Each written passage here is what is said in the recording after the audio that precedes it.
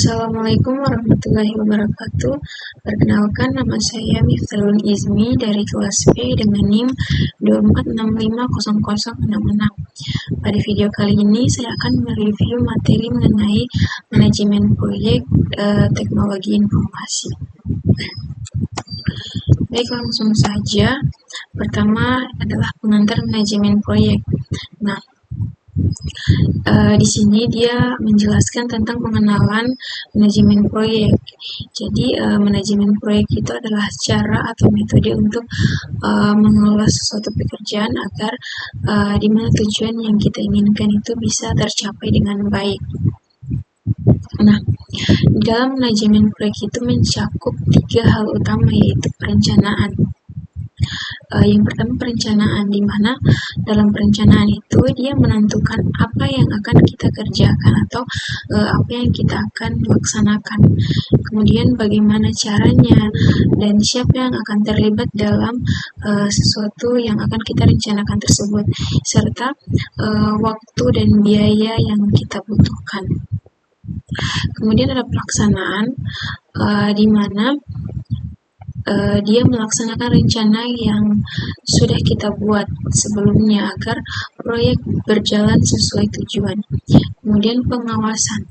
Nah, di sini dia mengontrol jalannya proyek untuk memastikan tidak menyimpan dari rencana, baik dari segi waktu, biaya maupun kualitas.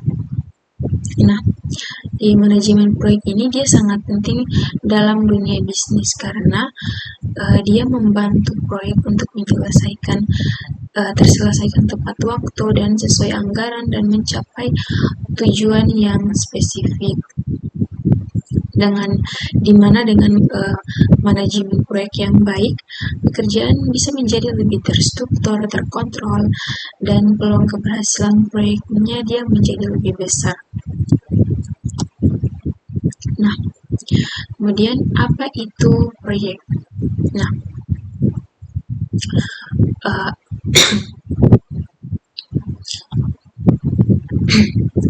jadi upaya sementara yang dilakukan untuk menciptakan produk, layanan, atau hasil yang unik. Nah, intinya proyek adalah kegiatan atau upaya yang bersifat sementara, artinya ada awal dan ada akhirnya, di mana proyek itu dia tidak dilakukan terus-menerus. Dan tujuan dari proyek ini adalah untuk menciptakan sesuatu yang unik, di mana bisa berupa produk, misalnya membuat aplikasi, membangun gedung, kemudian layanan, misalnya mengadakan pelatihan, event, atau seminar-seminar. Nah, kemudian ada hasil tertentu, misalnya sistem baru atau laporan penelitian. Nah, kenapa disebut unik? Karena hasil proyek itu dia tidak sama dengan pekerjaan rutin sehari-hari, di mana setiap proyek itu biasanya memiliki tujuan, waktu, dan cara pelaksanaan yang berbeda. Jadi bisa disimpulkan bahwa proyek ini adalah pekerjaan sementara yang dilakukan untuk mencapai hasil tertentu yang berbeda dari biasanya.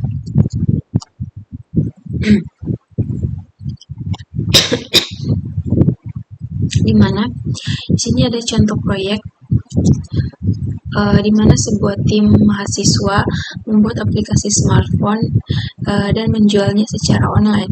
Kemudian sebuah perusahaan menerapkan sistem baru untuk meningkatkan produktivitas, tenaga penjualan, dan manajemen hubungan pelanggan yang akan berfungsi di berbagai laptop, smartphone, dan tablet. Kemudian ada intelligent things, AI mendorong kemajuan untuk hal-hal cerdas baru, termasuk kendaraan otonom, robot, dan drone, serta Internet of Things seperti termostat, lampu, dan peralatan rumah tangga.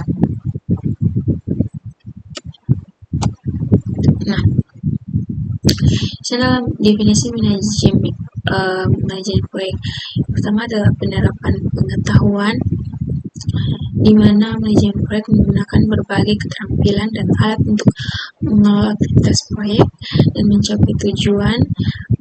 fokus utamanya adalah memenuhi kebutuhan proyek dalam batasan-batasan yang telah ditentukan dan perencanaan strategis di mana yang melibatkan perencanaan cermat untuk memastikan efisiensi dan efektivitas dalam pelaksanaan proyek. Nah, kemudian ada manajemen proyek. Nah, manajemen proyek adalah penerapan pengetahuan, keterampilan, alat dan teknik untuk kegiatan proyek untuk memenuhi persyaratan proyek. Nah, di mana di sini maksudnya pengetahuan. Nah, di mana pengetahuan ini adalah pemahaman tentang proyek dan cara mengelolanya.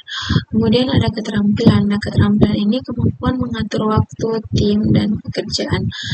Kemudian ada alat dan teknik.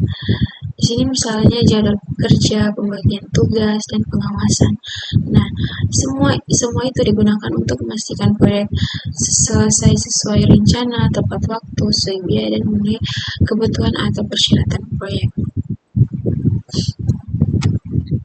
Nah, kemudian ada karakteristik proyek sementara. Nah,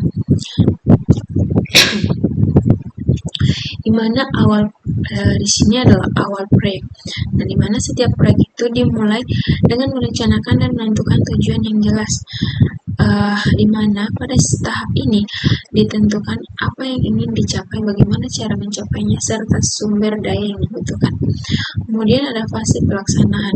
Nah, pada tahap ini proyek dijalankan sesuai rencana, di mana semua aktivitas dilakukan untuk mencapai tujuan yang sudah ditetapkan sebelumnya.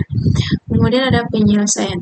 Nah, proyek berakhir ketika tujuan yang sudah tercapai atau ketika ada keputusan untuk menghentikan proyek. Setelah selesai, hasil proyek diserahkan dan kegiatan proyek tidak dilanjutkan lagi. Nah, jadi intinya di sini karena proyek memiliki awal, proses, dan akhir, maka proyek tidak bersifat permanen, melainkan dia bersifat sementara. Nah, kemudian ada karakteristik proyek tujuan. Nah, karakteristik proyek tujuan ini bersifat unik. Nah, di mana proyek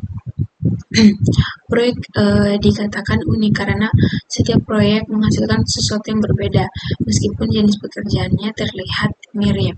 Kemudian ada hasil berbeda, di mana setiap proyek menghasilkan output yang tidak sama dengan proyek lain. Walaupun prosesnya mirip, hasil akhirnya bisa berbeda tergantung tujuan dan kebutuhannya. Kemudian ada tantangan spesifik.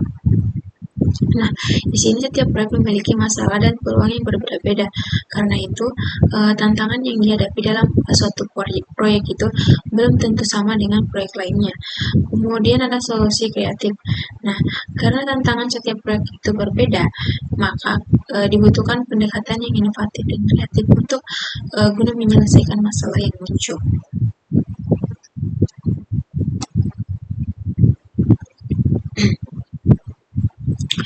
Kemudian ada manfaat manajemen proyek.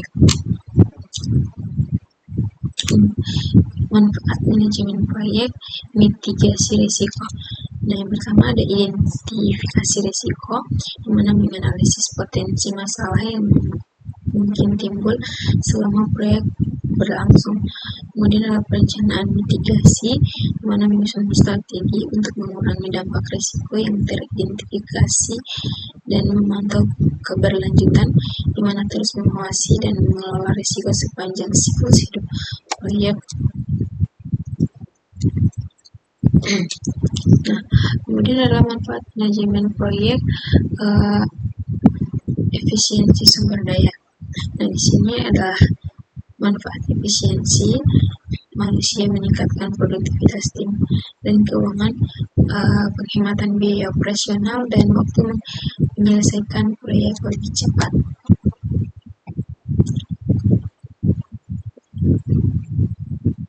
Nah, kemudian ada manfaat manajemen proyek pencapaian tujuan. Yang pertama ada fokus pada tujuan. Nah, di mana memastikan setiap aktivitas berkontribusi langsung terhadap pencapaian tujuan proyek dan pengukuran kinerja menggunakan metrik yang jelas untuk mengevaluasi kemajuan dan keberhasilan proyek dan kepuasan stakeholder guna meningkatkan kepercayaan dan dukungan dari semua pihak yang terlibat. Baik, mungkin itu saja yang dapat saya jelaskan pada materi ini, di mana mengenai manajemen proyek teknologi informasi. Jika ada kesalahan mohon dimaafkan. Saya akhiri, wabillahi taufiq wal hidayah. Wassalamualaikum warahmatullahi wabarakatuh.